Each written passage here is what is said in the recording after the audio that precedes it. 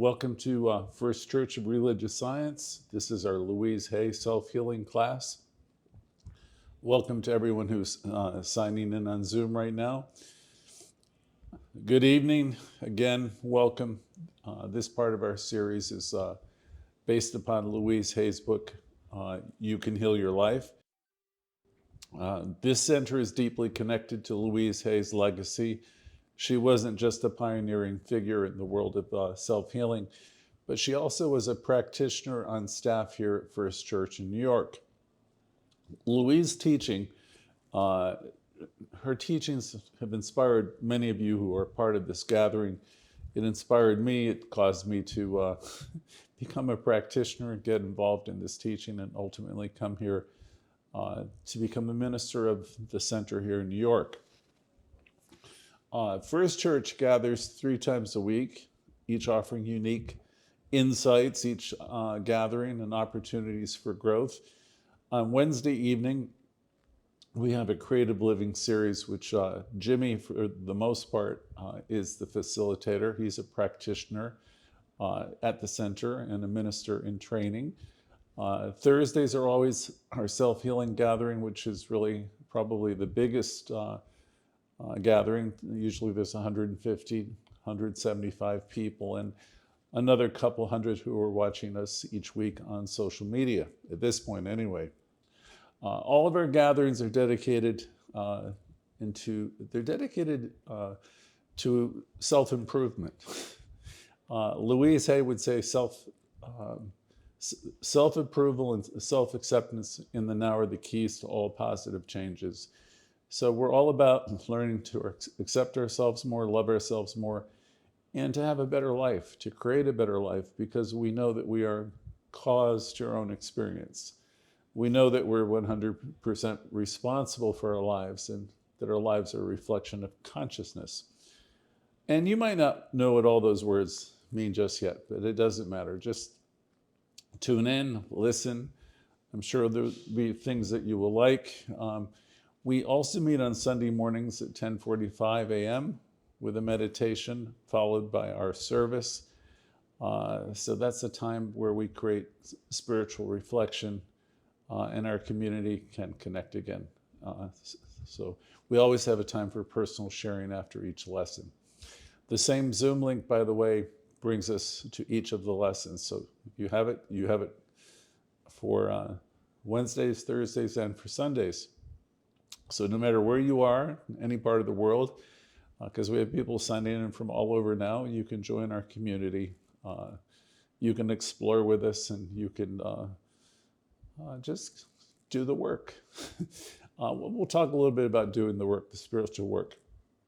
So again, and to all of our friends joining us on Facebook and YouTube, we don't hear from you live, but we hear from you during the week. We get all of your messages. We get your your heartfelt appreciation. Some of you are supporting us financially. We thank you for just being a part of us.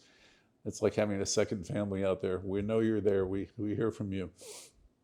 If you're listening on one of the social platforms, if you're available during our broadcast times, please reach out and we'll, with your contact information so we can be sure to invite you to be with us live.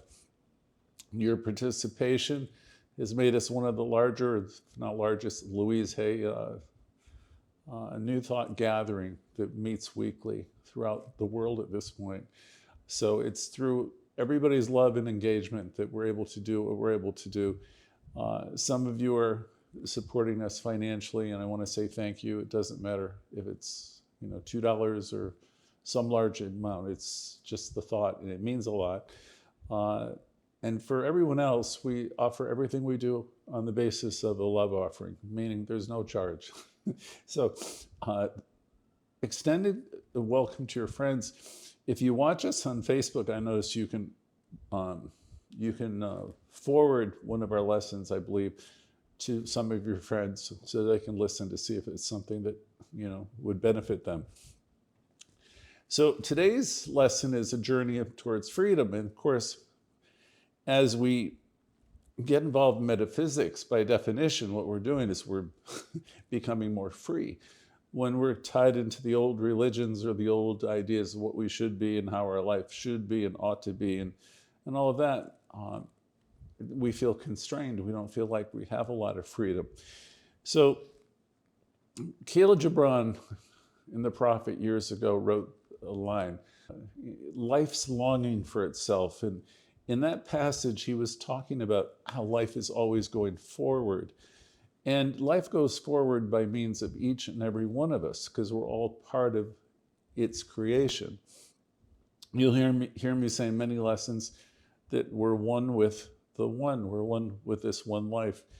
And it moves forward by means of us. We're like vessels of it. And each of us are sparks of the divine. We are individualizations of this divine energy.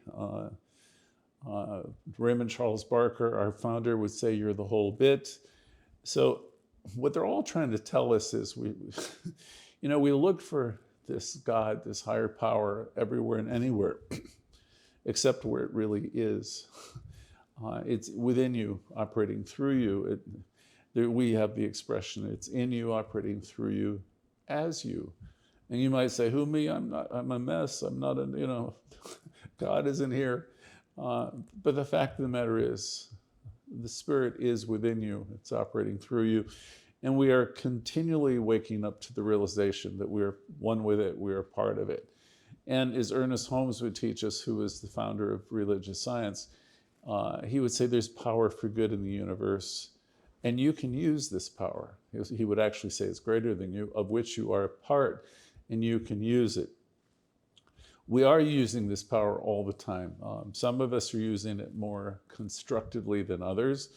Some are using it more destructively than others. Because what it really speaks to is that life is responding to what you really believe, and what you know in your heart, what you believe. What the mind of man, or now we would say, mankind can see and believe, it will achieve.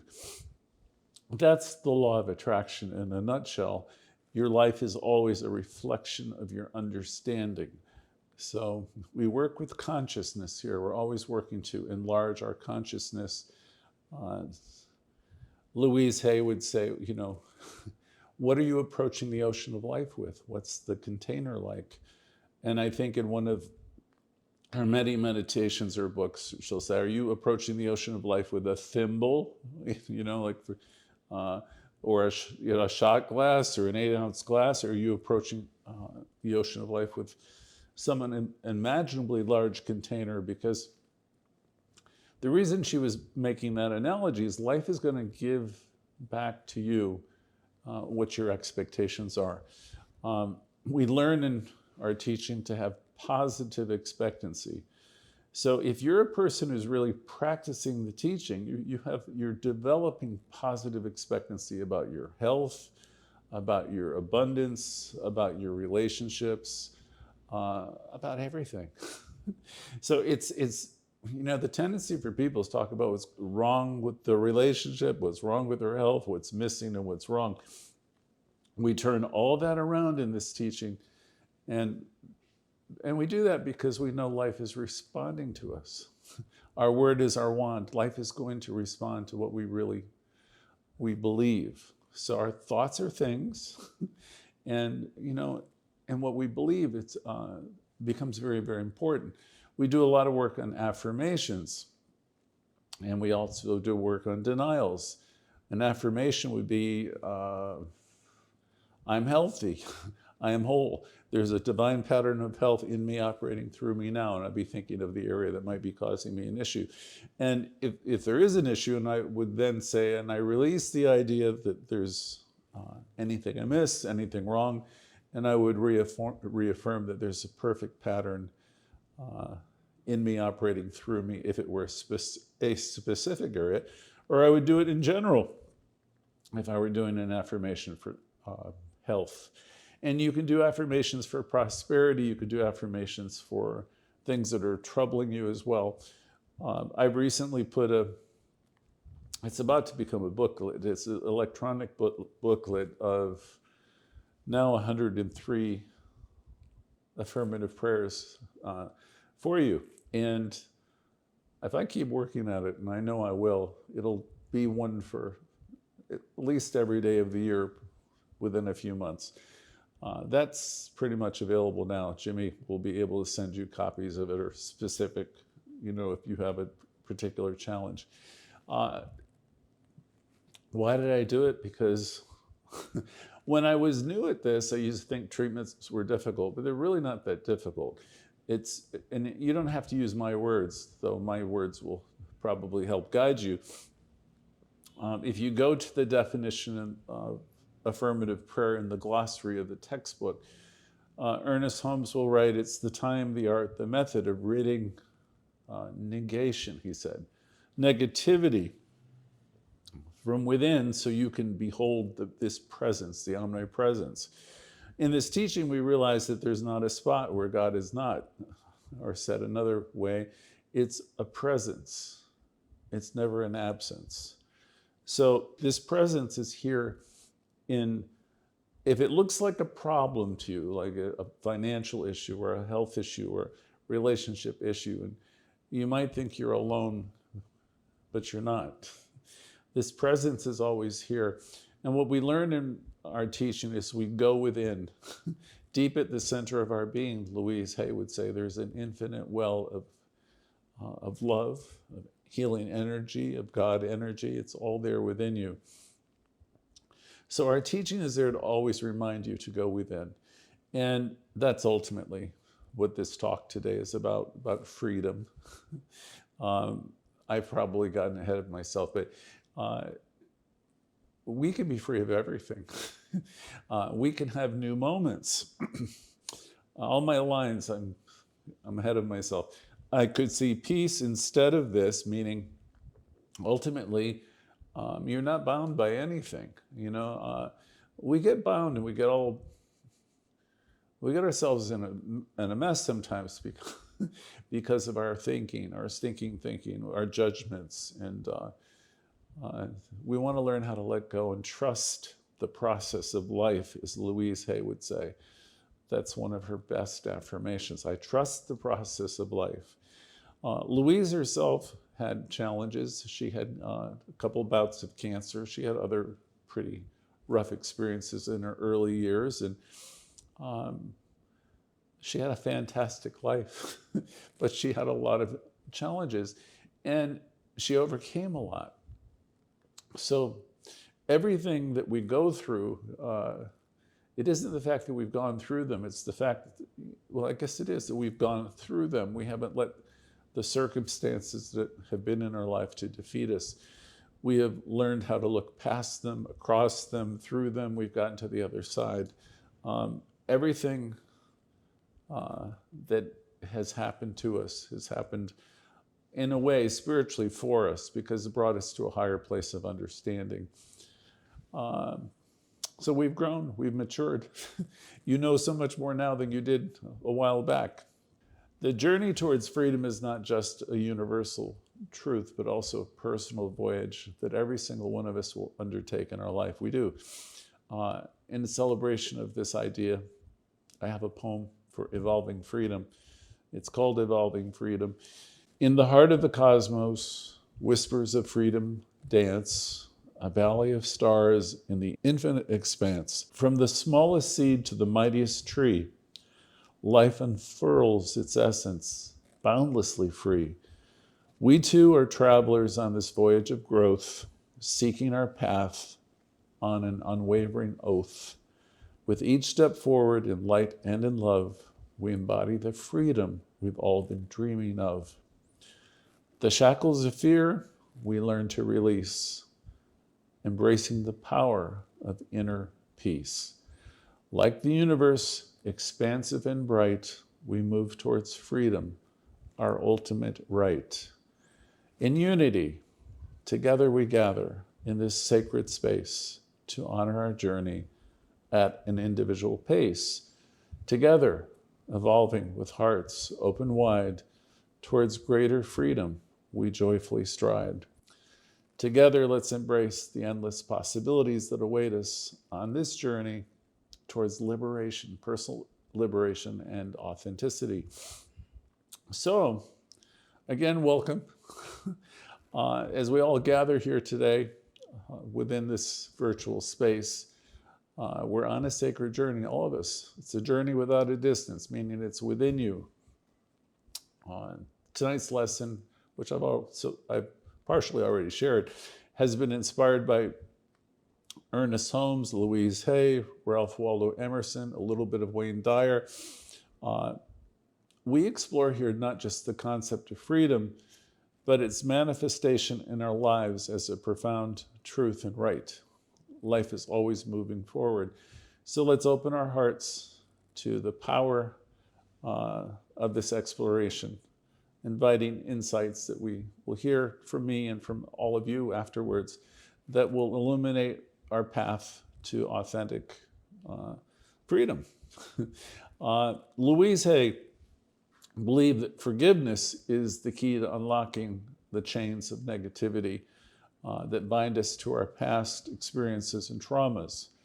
She understood that holding on to resentment, anger, guilt was like carrying a heavy burden that will impede us on our journey towards healing and self-realization. So Louise would be imploring, begging us to let it all go. Okay. Forgiveness is for yourself because it frees you, she said. Again, forgiveness is for yourself because it frees you. So I hear people sometimes, I won't forgive this person because. And Louise said again, it's for yourself because it frees you.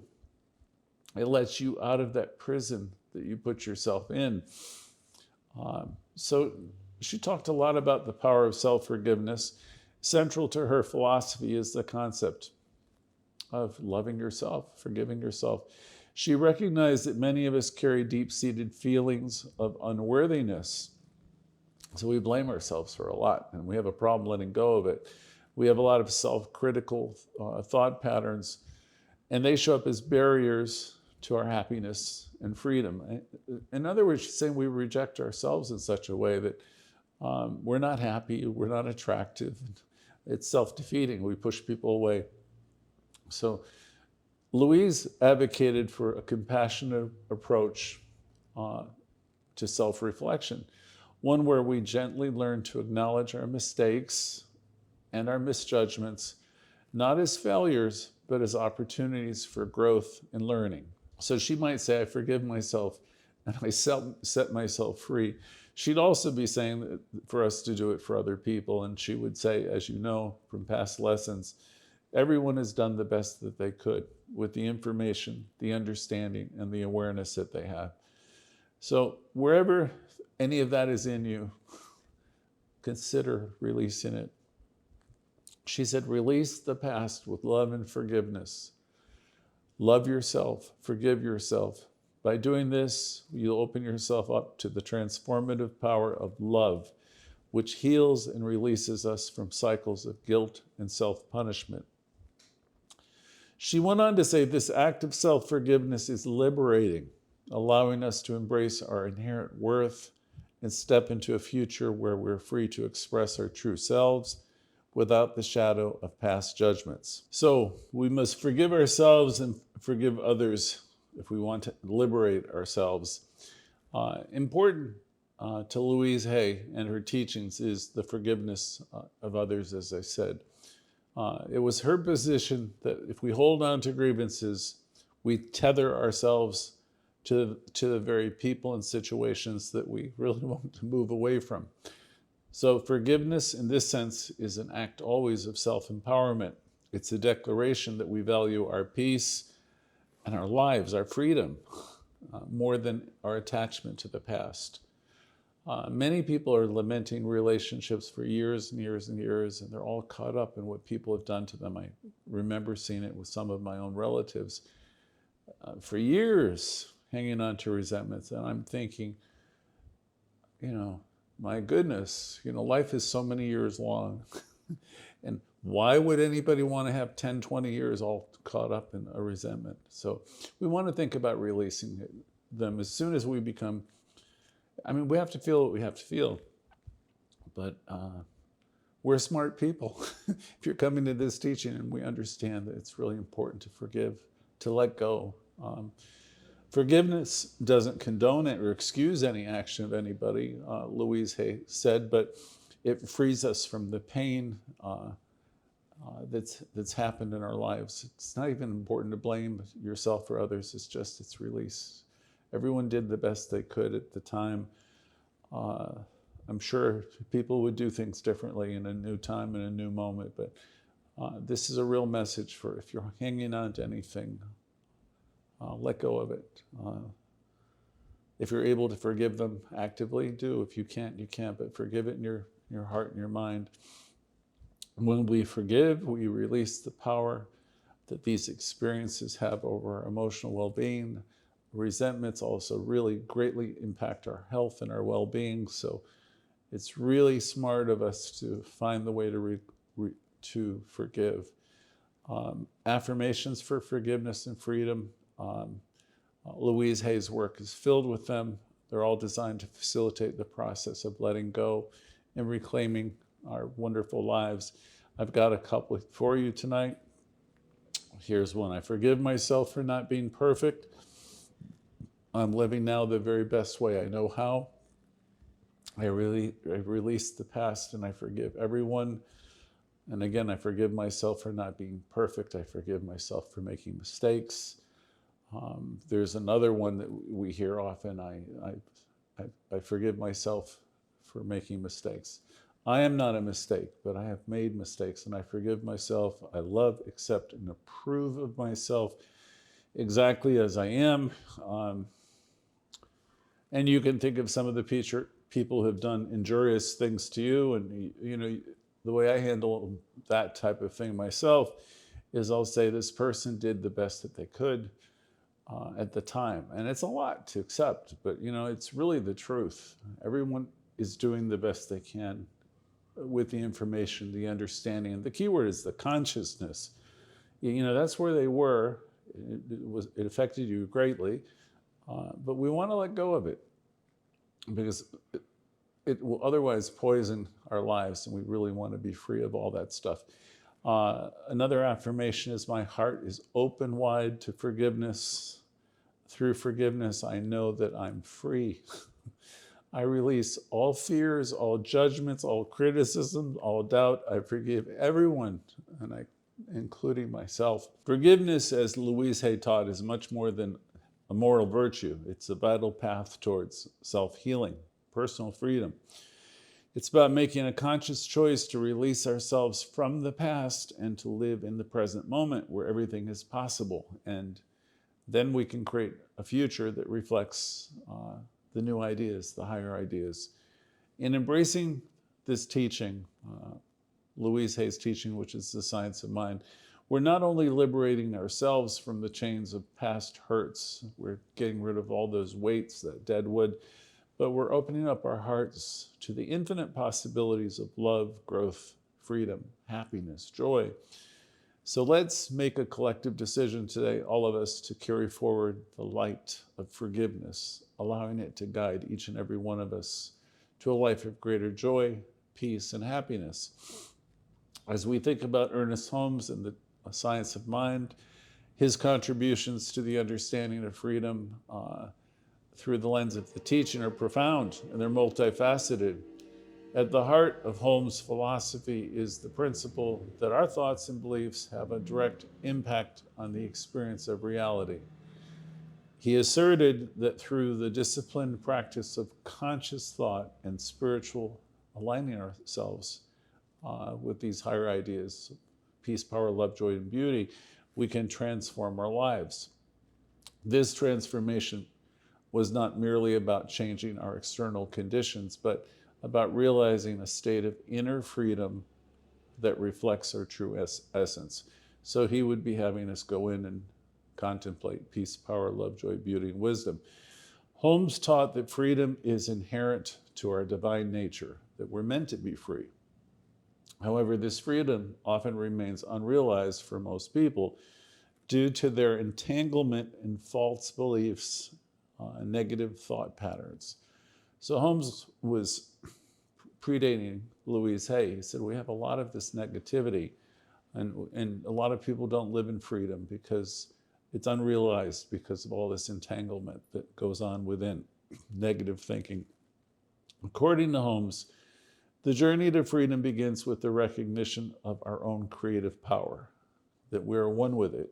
That's the first step of affirmative prayer, recognition. I am one with the one, and understanding that the quality of our thoughts will directly influence the quality of our lives. So to deepen your understanding, Holmes proposed specific spiritual practices such as affirmative prayer, which we teach, and also meditation, journal writing, and many of the things that we talk about. The practices that he would suggest are designed to align our thoughts with universal principles of love, peace, power, joy, beauty, abundance, wholeness. If you keep on affirming that you're one with the one and you're one with these qualities, by affirming our unity with these principles, we begin to dissolve the barriers that separate us from our experience of having really true freedom in our life. Holmes' vision of freedom on a personal level involved liberation from limiting beliefs and the realization of our potential as individual expressions of source. So that's what we talk about every Thursday in our Louise class, what Holmes was talking about, liberating ourselves from negative thinking, stinking thinking, just let it all go. In essence, Holmes' teaching invites us to embark on a journey of self-discovery and transformation where the realization of our inherent freedom becomes a lived reality. In other words, knowing that you are one with the one and you have the power within you. Through our teaching, we learn that freedom is not something to be sought in the external world, but to be discovered within the depths of our being. I want to speak a moment about Ralph Waldo Emerson because he was a teacher to Holmes and Louise Hay studied him as well. Emerson's exploration of freedom is linked to the celebration of individualism and the innate potential within each person.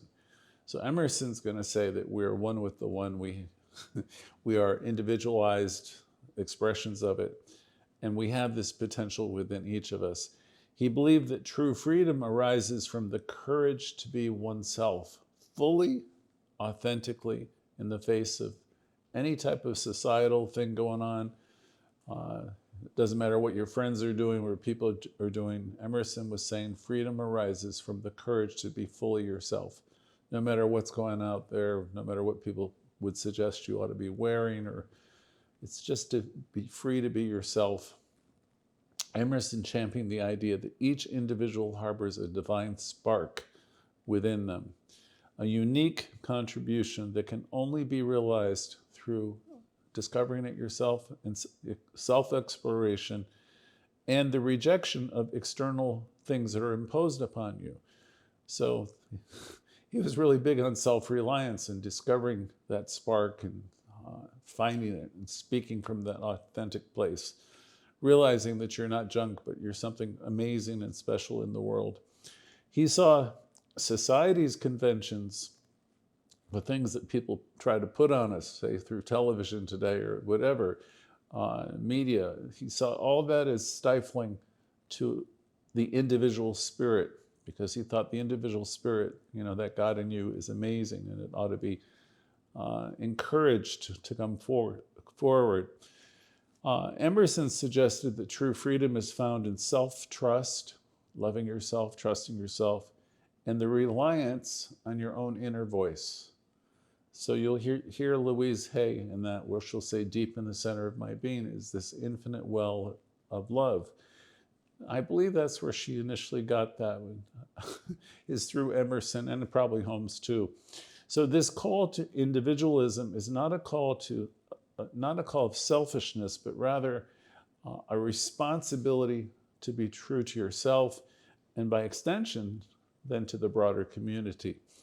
Emerson said that by being true to ourselves, we fulfill a very important role in the divine order of the universe, because you came into this world unique. And you're here to express life, contribute to the overall harmony. Each of us have come here to do something and be something. It may not be big, it may be big, but you're here to be authentically you.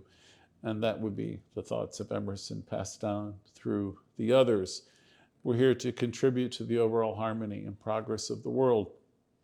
Through Emerson's eyes, the pursuit of freedom is an ongoing process, and it's about self-discovery. And we're here, this is like a school.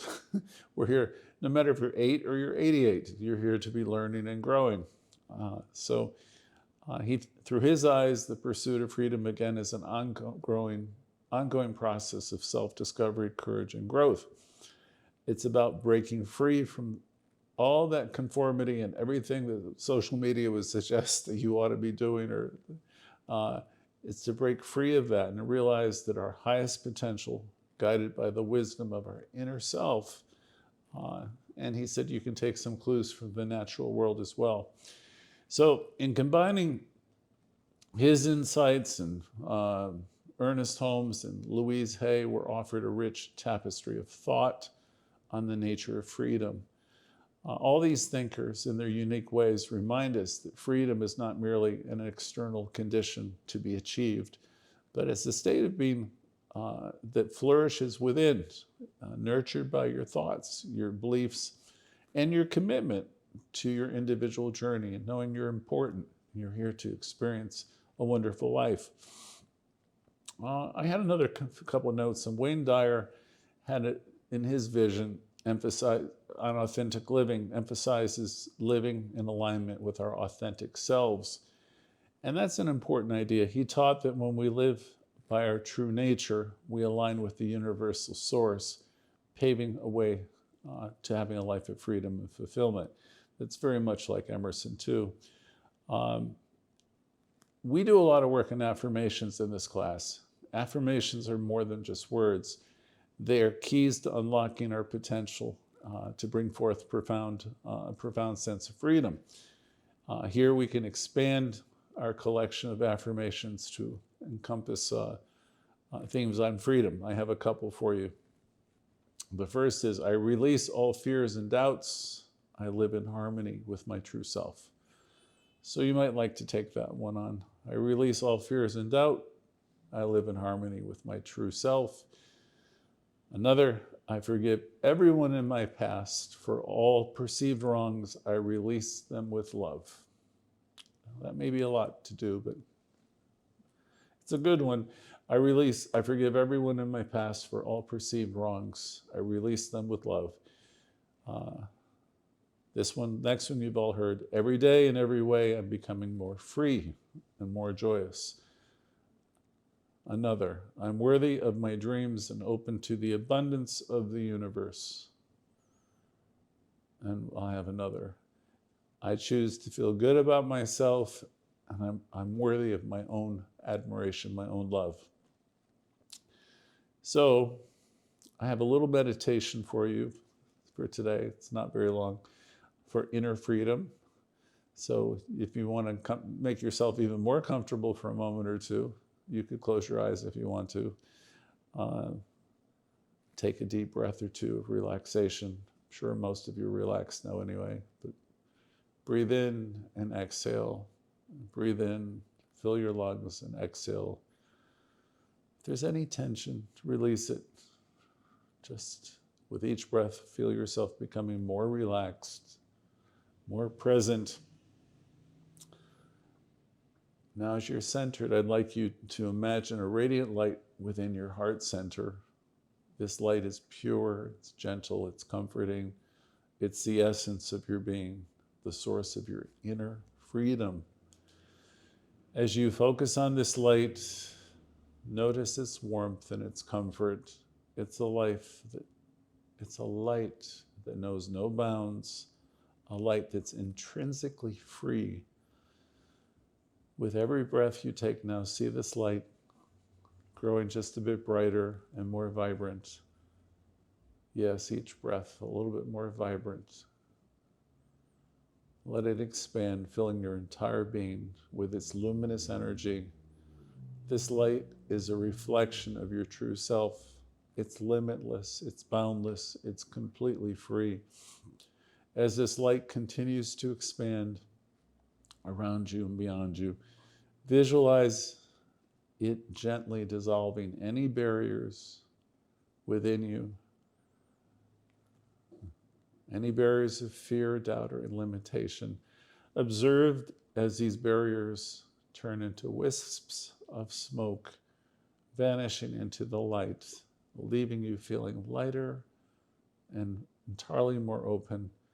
Affirm silently to yourself, I am the light of freedom. In its glow, I find my true self. I am the light of freedom. In its glow, I find my true self. Feel the truth of these words deep within you. With every breath, this light reaffirms your freedom, your right to be your authentic self, unburdened by the past or worried about anything of the future.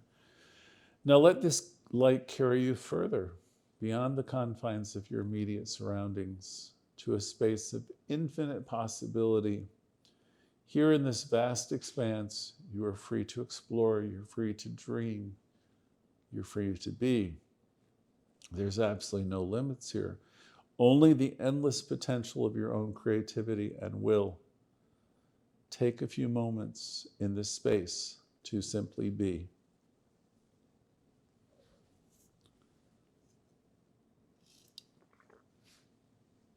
Feel the freedom that comes from being fully aligned with your essence, your light.